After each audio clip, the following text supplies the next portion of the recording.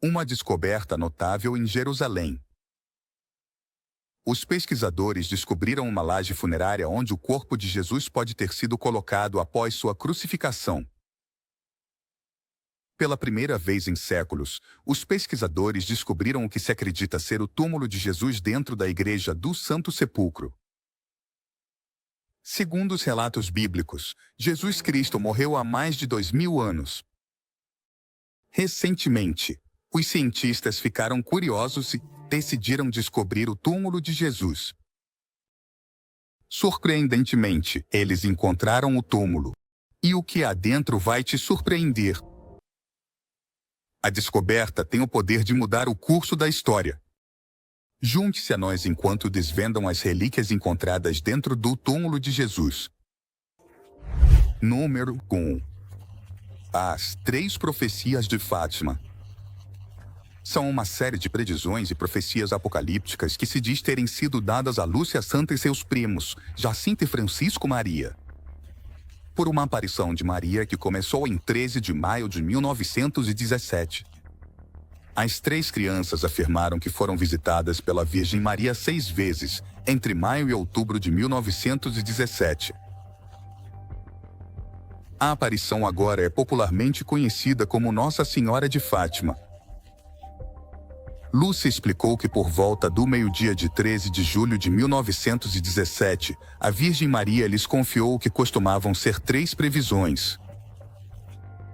2 das profecias foram reveladas em 1941, em um documento escrito por Lúcia a pedido de José Alves Correia da Silva, bispo de Leiria, para ajudar na publicação de uma nova edição de um livro sobre Jacinta.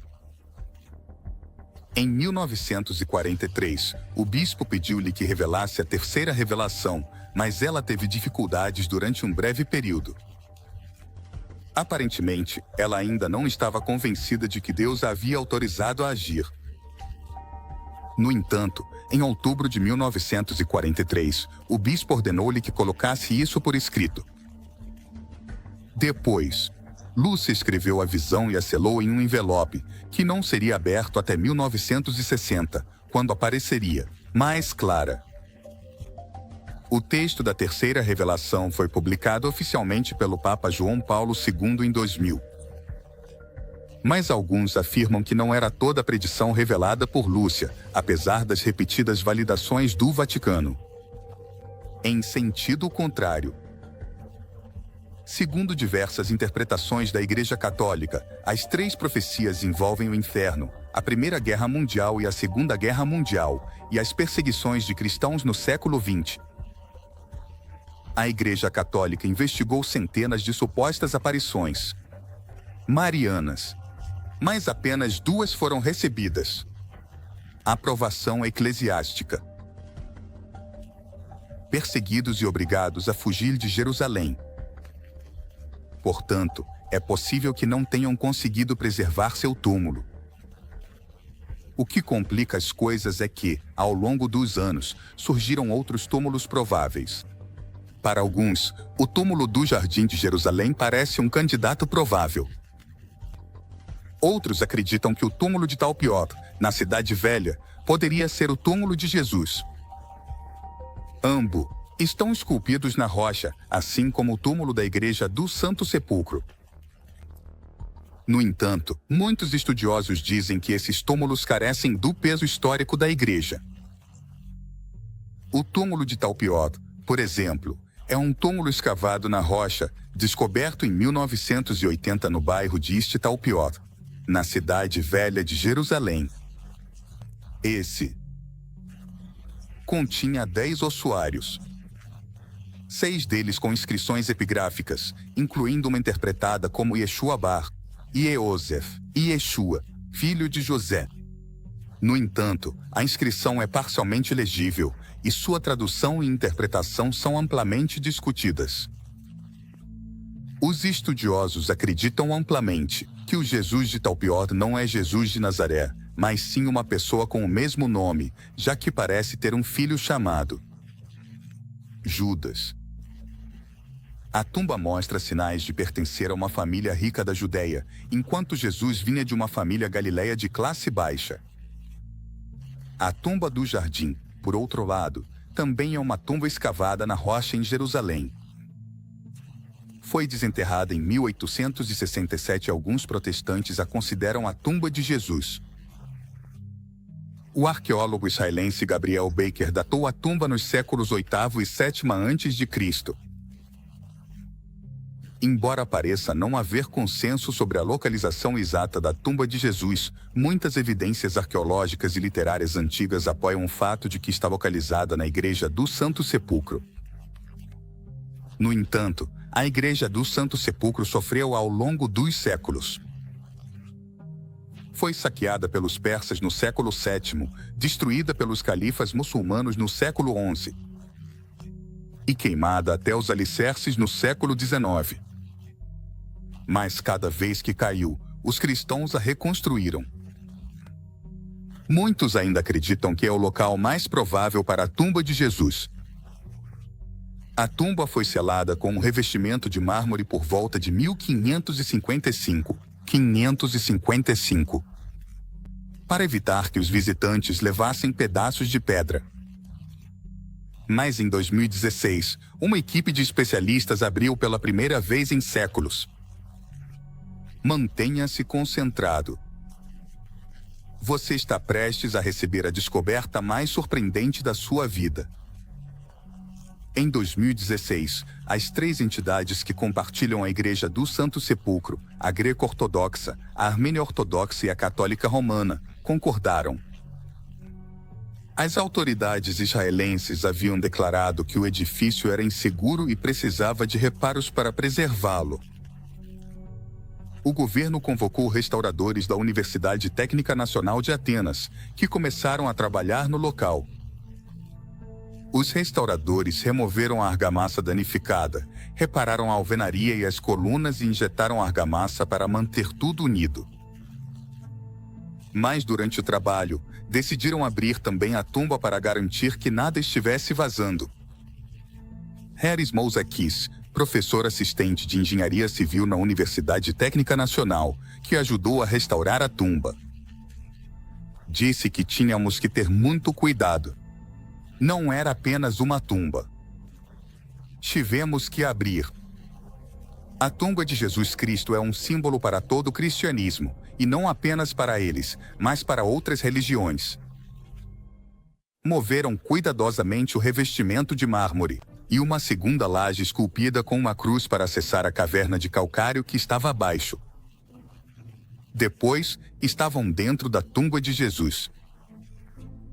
Durante 60 horas, os restauradores coletaram amostras da tumba, tiraram fotografias raras e reforçaram suas paredes. Enquanto isso, dezenas de sacerdotes, monges, cientistas e trabalhadores aproveitaram a oportunidade para olhar o interior da tumba de Jesus. Peter Baker, que escreveu sobre a abertura do selo para o New York Times, também teve a oportunidade de entrar na tumba de Jesus Baker. A tumba em si parecia simples e sem adornos, com a parte superior separada. Parar. No centro, as velas tremeluziam, iluminando o pequeno recinto. Após 9 meses e um trabalho no valor de $3 milhões, a tumba, restaurada e reselada, foi revelada ao público. Desta vez, os trabalhadores deixaram uma pequena janela de mármore para que os peregrinos pudessem ver a rocha calcária abaixo. Mas pensando bem, a Bíblia diz em João 26,7. Então, Simão Pedro veio atrás dele e entrou direto no sepulcro. Viu as tiras de linho jogadas ali e o pano enrolado ao redor da cabeça de Jesus. O tecido ainda estava no lugar, separado do linho. Pergunta-se onde está hoje esse linho. Isso nos levará ao sudário de Turim. Que mistério encerra esta peça de vestuário? Número 2. O sudário de Turim. O sudário de Turim, uma relíquia religiosa controversa, causou uma intensa controvérsia, até mesmo dentro da Igreja Católica. As provas de datação por carbono indicaram que a relíquia se originou por volta de 800, um ano depois de Cristo, o que gerou suspeitas de que era falsa. Para tornar as coisas ainda mais intrigantes, os dados brutos dessas provas foram mantidos em segredo do público por uma quantidade impressionante de 27 anos. Também houve suspeitas de que estavam sendo dados incentivos financeiros aos laboratórios envolvidos, possivelmente, para promover o mito de que o sudário de Turim era uma falsificação medieval. No entanto, surgiu informação importante que lança nova luz sobre sua legitimidade. Curiosamente, um membro da equipe examinadora original declarou publicamente que o procedimento de teste era defeituoso, o que tornava os resultados não confiáveis. O sudário de Turim tem sido meticulosamente preservado desde 1578 e atualmente se encontra na Capela Real da Catedral de São João, Cambraia. Isso levanta a questão de se as organizações governamentais estão interessadas em guardar seus segredos. O sudário era bastante grande. Mediu 43 metros de comprimento e 11 metros de largura. Sua superfície mostrava imagens tênues e de cor marrom, o que aumentava seu mistério. Ao olhar para o sudário, podia-se ver a imagem fantasmagórica de um homem baixo com olhos fundos, que media 5 ou 7 polegadas de altura. Metade do tecido mostrava a imagem de um corpo deitado ao longo e a outra metade elegantemente dobrada, para cobrir toda a frente. Dos pés até o rosto, parecia como se o sudário tivesse sido testemunha dos últimos momentos de uma pessoa. Também se dizia que as inscrições do sudário se assemelhavam notavelmente às feridas que Jesus Cristo havia recebido enquanto estava pendurado na cruz. A cabeça tinha marcas de espinhos, como se alguém a tivesse coberto minuciosamente com uma coroa de espinhos. Os cortes nas costas pareciam indicar uma forte surra, mas os hematomas nos ombros mostravam o peso de uma carga pesada.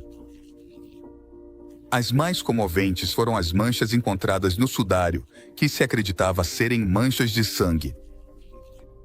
Rumores diziam que essas manchas eram lembretes, valorizados, do sacrifício supremo pago pelo bem da humanidade. É importante lembrar que a Igreja Católica não certifica formalmente a autenticidade de uma relíquia. A Igreja reconhece isso, no entanto, não declarou explicitamente que seja mais do que um simples ícone de devoção cristã para milhões de viajantes. Desde o final do século XIX, representa o mistério do sofrimento e da morte do Senhor. Os pesquisadores utilizaram métodos de investigação científica para determinar a veracidade dos segredos do sudário. É aqui que se torna mais inquietante.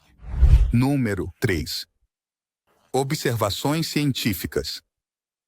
Os cientistas viram algo surpreendente em 1898.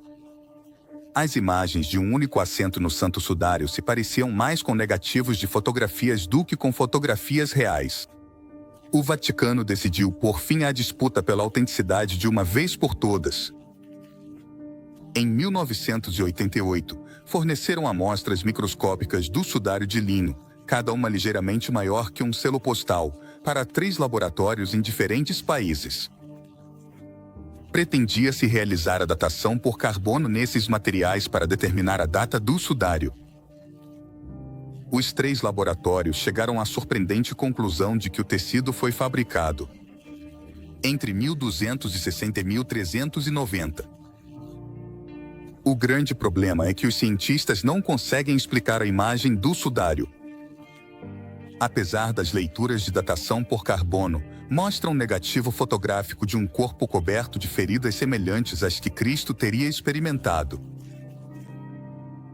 Os cientistas não conseguem precisar o significado do sudário, embora possam declarar com confiança que não é da época de Cristo. Em uma tentativa de dar uma resposta definitiva, os cientistas têm estudado sem parar esta preciosa relíquia por quase um século. Mas mesmo com a tecnologia científica mais avançada disponível atualmente no mercado, ninguém conseguiu recriar a enigmática imagem que transmite. No entanto, o progresso científico levou a uma maior divulgação pública de novos dados que apoiam a autenticidade do Santo Sudário de Turim. Para começar, considere as opiniões de Belli Schwartz, que fez parte do grupo que realizou o exame inicial do sudário e foi o fotógrafo oficial do projeto. O principal objetivo de suas investigações foi determinar como a imagem do sudário surgiu. Ele estava relutante em se juntar à equipe, já que na época não era um judeu praticante e pensava que o sudário era apenas uma pintura requintada. Ainda assim, durante seu exaustivo exame do material, encontrou uma das imagens que permanece no mistério e que ainda hoje desperta a curiosidade dos estudiosos. Ele esclareceu que usaram uma ferramenta especializada projetada para análise de raios-x, que lhes permitiu projetar o brilho e a escuridão de uma imagem verticalmente no espaço. Essa técnica produziria uma imagem distorcida com base em sua densidade. Mas o sudário permitia a visão tridimensional de uma forma humana. Isso implica uma alta correlação entre a densidade da imagem e a distância entre o tecido e o corpo. Ele afirmou que a única explicação possível para esse fenômeno é o contato entre o tecido e o corpo, descartando a ideia de que se trata simplesmente de uma projeção, porque as imagens de obras de arte ou fotografias não contêm a mesma informação que o sudário. No início, procuravam aglutinante ou pigmentos para pinturas. Isso teria indicado que a imagem foi feita artificialmente, mas não conseguiram encontrar nenhum. No entanto, após um exame mais detalhado, descobriram que a imagem era composta de fios concentrados de cor amarela. Isso indicava a intensidade da escuridão em uma área determinada. Em outras palavras, não houve evidência de que a imagem fosse resultado de influências ou materiais externos. No entanto, um teste de radiocarbono realizado 10 anos depois demonstrou de maneira conclusiva que a legitimidade do sudário era uma mentira.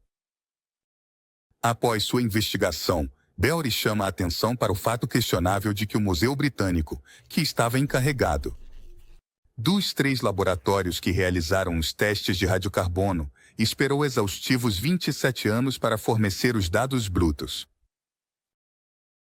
Na prática científica, os dados raramente são publicados com um atraso tão longo em virtude da Lei de Liberdade de Informação. Como parte do método científico, os cientistas costumam publicar suas descobertas em revistas e fornecem os dados brutos a outros pesquisadores para que possam expandir ou confirmar suas descobertas.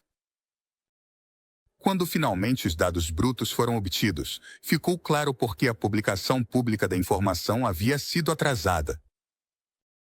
As evidências indicam que a amostra retirada do sudário não era homogênea, ou seja, tratava-se de um fragmento de tecido, com uma data centenas de anos depois em uma extremidade e outra data diferente na outra. Portanto, nenhum ponto da tira poderia se correlacionar positivamente com a data total do tecido. Além disso, não puderam coletar amostras de controle de outras áreas do sudário, um requisito prévio para uma datação precisa por radiocarbono. Há evidência de algodão entrelaçado, no canto onde a amostra foi retirada. A combinação de algodão e linho, ou lã e algodão, é proibida pela lei judaica, o que é conhecido como mistura de tipos. Esta conclusão contradiz essa diretiva. Enterro de alto status. Os sudários costumam ser feitos de linho puro. Mas o algodão descoberto no canto levanta a possibilidade de que o sudário tenha sido retecido ou reparado ali. Consequentemente, o canto reparado do sudário foi utilizado para testes de radiocarbono, o que tornou impossível datar com precisão as peças restantes do tecido. Assim que se descobriu que o sudário era medieval, surgiram dúvidas sobre os objetivos do estudo. Um doador não identificado doou uma considerável soma de 1 milhão de libras esterlinas ao Museu Britânico antes da publicação oficial do sudário, com a intenção explícita de refutar. O laboratório de Oxford, um dos 3 laboratórios do sudário, foi o único laboratório do sudário que foi feito no mundo. que examinaram o sudário, recebeu esse dinheiro. Isso levanta a questão de se há grupos fortes interessados em ocultar a veracidade do sudário. Também foi examinada a química sanguínea para buscar evidências de que o tecido seja genuíno. Incluía manchas de sangue tipo AB, que são mais comuns entre os judeus do que entre a população geral. O tom vermelho vivo do sangue, que desafiava o envelhecimento, sugeria o sofrimento indescritível que suportavam aqueles que estavam cobertos pelo sudário. Dado que as ações da vítima coincidiam exatamente com o ângulo em que o sangue era derramado, as manchas de sangue que escorriam em cascata pelos braços eram uma clara evidência de uma crucificação violenta. Surpreendentemente, as manchas de sangue apareceram antes da foto no sudário, o que indica que a transformação milagrosa ocorreu precisamente 72 horas após o sangue ter feito contato com o tecido enquanto o sangue se desprendia. Criava a imagem única. Após mais investigações, os cientistas descobriram que a terra do sudário continha travertino, aragonita e calcário de Jerusalém, o mesmo tipo de pedra encontrado nas tumbas de Jesus em Jerusalém. Essa descoberta abriu algumas possibilidades intrigantes. Além disso, o tecido continha 49 tipos diferentes de pólen, 33, dos quais eram exclusivos da Palestina e 3 de Jerusalém, o que indica uma ligação potencial com a coroa de espinhos. Os pesquisadores poderiam datar o tecido com maior precisão e confiabilidade empregando dispersão avançada de raios X de grande ângulo. Os cientistas que examinaram os olhos do homem no sudário descobriram vestígios de moedas antigas usadas em tumbas judaicas que datam do século I. Essas moedas são idênticas às do governador Pôncio Pilatos usadas na mesma época. Além disso, as medidas de 2x8 covados do sudário se assemelham a uma unidade de medida antiquada. Um poderoso vínculo com o passado é criado pela faixa lateral de 3 polegadas de largura do Santo Sudário, que foi costurada com um ponto único, que só era usado na Palestina no I século. As representações criativas da crucificação ao longo da história geralmente incluíram pregos que atravessam as mãos. No entanto, as descobertas arqueológicas indicam que os pregos eram cravados nos pulsos, o que se alinha com a imagem do sudário. De acordo com o relato bíblico da coroa de espinhos, as feridas na cabeça também se assemelham muito aos espinhos.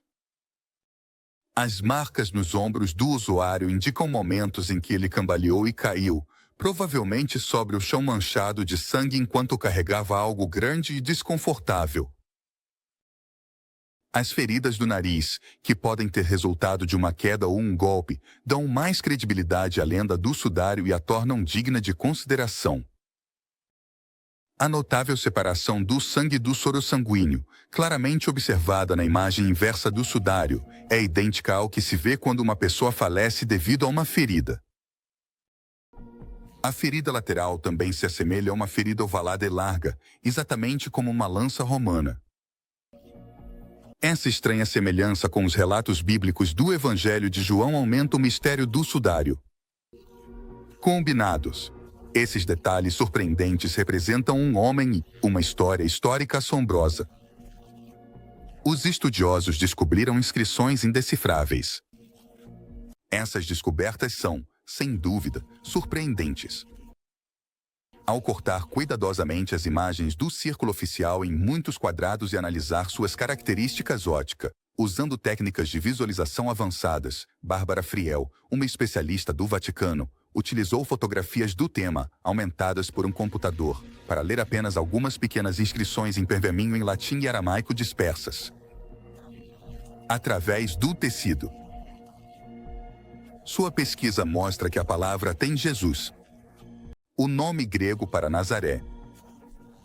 Ela argumenta que, dado que nenhum cristão, nem mesmo um falsificador, teria se dirigido a Jesus sem negar sua divindade naquela época, fazer isso de outra forma poderia ter resultado em ser rotulado como herege. Esta conclusão exclui os textos da providência medieval.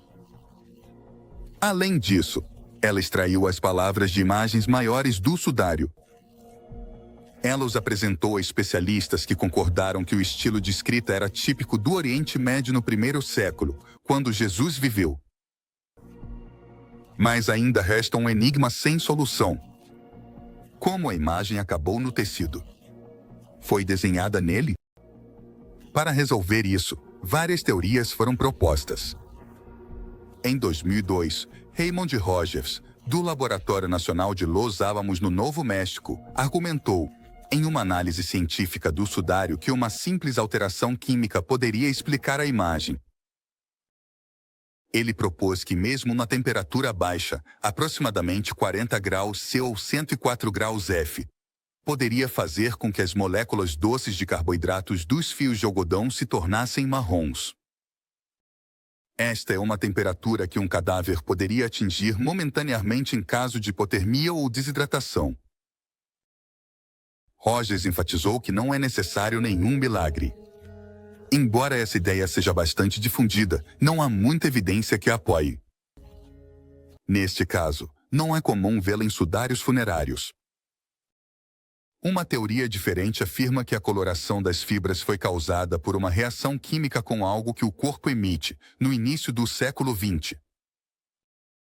O pesquisador francês Paul Vigon propôs que essa substância poderia ter sido amônia criada quando a ureia se decompõe no suor.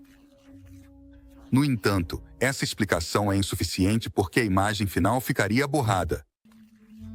O biofísico John Dalsalvo, que propôs outra teoria em 1982, sugeriu que a substância poderia ser ácido láctico produzido pelo suor das folhas das plantas que reage com as fibras de papel. Essa substância pode criar imagens negativas escuras e duradouras que se assemelham às imagens de folhas intercaladas entre as páginas de um livro. No entanto, uma explicação se destaca acima das demais. Um pesquisador chamado John Jackson afirma que há um vazio. A luz ultravioleta continua sendo a explicação mais plausível para a formação da imagem. Para que o linho se torne um material adequadamente fotossensibilizado, deve haver radiação luminosa sem radiação térmica concomitante. A imagem do sudário exigiria a incrível quantidade de vários bilhões de watts de radiação luminosa, que é muito mais do que se sabe atualmente sobre as fontes de radiação ultravioleta. O tecido teria derretido em menos de 140 mil milionésimos de segundo se a correspondente energia térmica tivesse existido. Para tal operação, seria necessária uma energia superior à energia elétrica total produzida por nosso planeta combinada. Torna-se evidente que apenas um milagre divino poderia explicar tal acontecimento. Enquanto milhões de cristãos devotos acreditam que o sudário de Turim é uma representação incomparável do sofrimento extremo de Jesus para salvar a humanidade, outros podem descartá-lo como uma invenção. Transforma-se de um mero tecido em uma representação duradoura da religião que alegra o espírito das pessoas e eleva seus sentimentos em todos os lugares. Aqui estão duas histórias interessantes sobre o sudário que vão tocar seu coração. Em 1418, quando a Guerra dos 100 Anos ameaçava se espalhar para a literatura, a neta de Geoffrey de Charny, Margarida de Charny, e seu marido se ofereceram para guardar o tecido em seu castelo. Seu marido emitiu um recibo pela troca, reconhecendo que o tecido não era o autêntico sudário de Jesus e prometendo devolvê-lo quando fosse seguro. No entanto, mais tarde ele se recusou a devolvê-lo e, em vez disso, o levou em turnê, anunciando-o como o verdadeiro sudário de Jesus. Em 1453, Margarita de Charny vendeu o santo sudário em troca de 2 castelos para a Casa Real de Saboia, que governava partes da atual França, Itália e Suíça. Como punição por vender o sudário, ela foi excomungada. Também em 1502, a Casa de Saboia colocou o santo sudário na Santa Capela de Chambéry, agora parte da França. Em 1532, ocorreu um incêndio na capela. Parte da prata no recipiente que protegia o sudário derreteu, e essa prata caiu sobre parte do sudário, queimando-o. As marcas de queimaduras e as manchas de água do local onde o fogo foi extinto ainda são visíveis hoje. Em 1578, a Casa de Saboia transferiu o sudário para a Catedral de São João Batista de Turim, que mais tarde passou a fazer parte da Itália.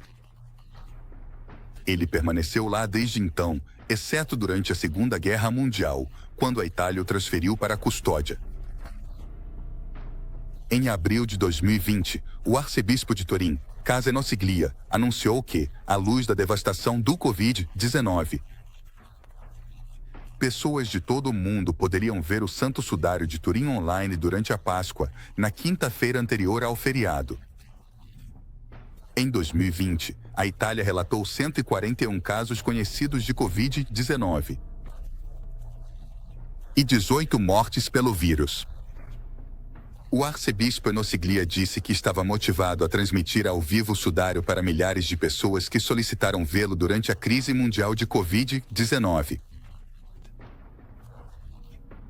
Portanto, o sudário continua sendo sagrado para a morte e ressurreição de Jesus, revivendo milhares de almas em todo o mundo.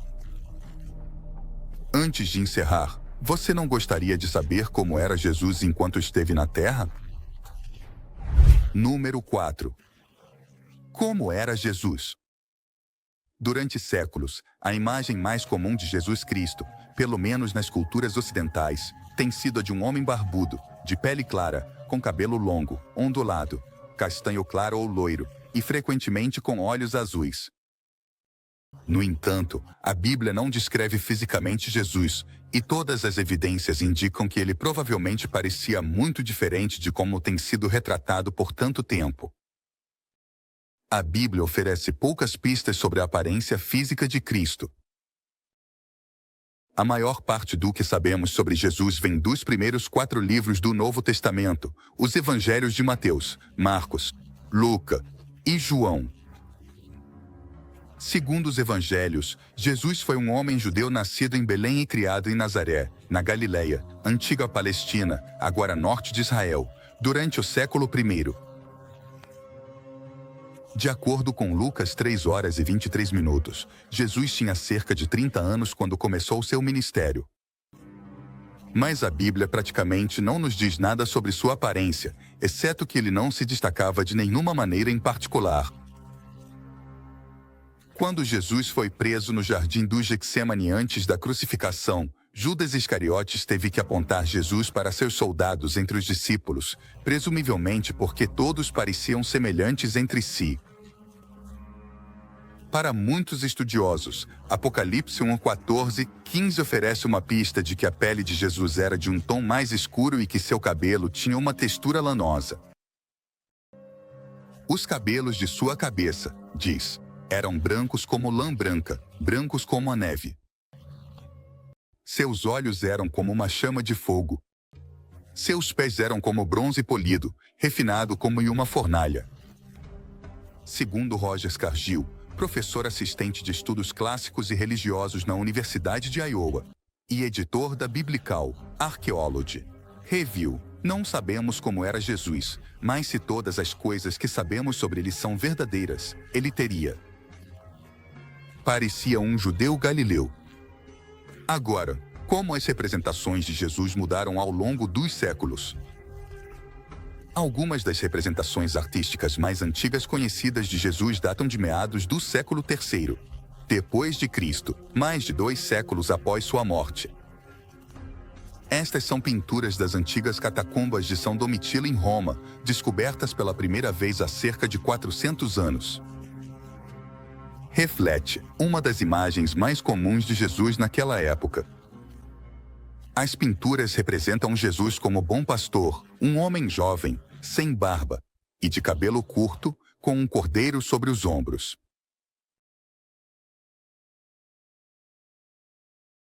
Em 2018, foi descoberto outro, raro retrato antigo de Jesus, nas paredes de uma igreja em ruínas, no sul de Israel, pintado no século VI, depois de Cristo. É a imagem mais antiga conhecida de Cristo encontrada em Israel. Retrato com o cabelo mais curto e encaracolado, uma representação comum na região oriental do Império Bizantino, especialmente no Egito e na região da Síria-Palestina, mas que desapareceu da arte bizantina posterior. A imagem de Jesus com cabelo longo e barba que surgiu no século IV foi fortemente influenciada por representações de deuses gregos e romanos, em particular, o todo-poderoso deus grego, Zeus. Naquela época, Jesus começou a aparecer com uma túnica longa sentado em um trono, como no mosaico do século V no altar da igreja de Santa Pudenciana em Roma, às vezes com um halo ao redor de sua cabeça. O objetivo dessas imagens nunca foi mostrar Jesus como homem, mas sim levantar pontos teológicos sobre quem era Jesus como Cristo Rei, Juiz e Filho Divino. John Taylor, professora de origens cristãs e judaísmo do Segundo Templo no King's College de Londres, disse que evoluíram até chegar ao Jesus padrão que reconhecemos. Claro que não. Todas as imagens são da mesma maneira. Imagens de Jesus se ajustam à imagem dominante dele representada na arte ocidental. Diferentes culturas ao redor do mundo representaram visualmente, pelo menos como um dos seus. As culturas tendem a retratar figuras religiosas proeminentes para que se assemelhem à identidade racial dominante. Mas podemos obter uma pista definitiva da ciência? Vamos descobrir. Em 2001, o artista médico aposentado Richard Neve liderou uma equipe de antropólogos forenses e programadores de computador israelenses e britânicos para criar uma nova imagem de Jesus baseada em um crânio israelense que data do século I depois de Cristo. Modelado por computador e seu conhecimento de como eram os judeus naquela época. Embora ninguém afirme que seja uma reconstrução exata de como era Jesus, os estudiosos consideram que a imagem, medindo cerca de 1,5 metros de altura, com pele mais escura, olhos escuros e cabelo mais curto e encaracolado, é mais precisa do que muitas representações artísticas do Filho de Deus. Em seu livro de 2018, Como era Jesus?, Taylor utilizou restos arqueológicos, textos históricos e arte funerária do Antigo Egito para concluir que, como a maioria das pessoas na Judéia e no Egito naquela época, Jesus provavelmente tinha olhos castanhos, cabelo de cor castanho escuro a preto e pele marrom oliva. É possível que ele medisse cerca de 1,66 metros de altura, a altura média de um homem naquela época. Embora Cargill concorde que essas imagens mais recentes de Jesus, que incluem cabelo mais escuro, talvez mais encaracolado, pele mais escura e olhos escuros, provavelmente estejam mais próximas da verdade. Ele enfatiza que nunca poderemos saber exatamente como era Jesus. Segundo ele, os judeus galileus há 2000 anos não tinham olhos azuis nem cabelo loiro. Isso significa que a questão de como era Jesus só será resolvida quando ele retornar ou nos encontrarmos com ele no céu.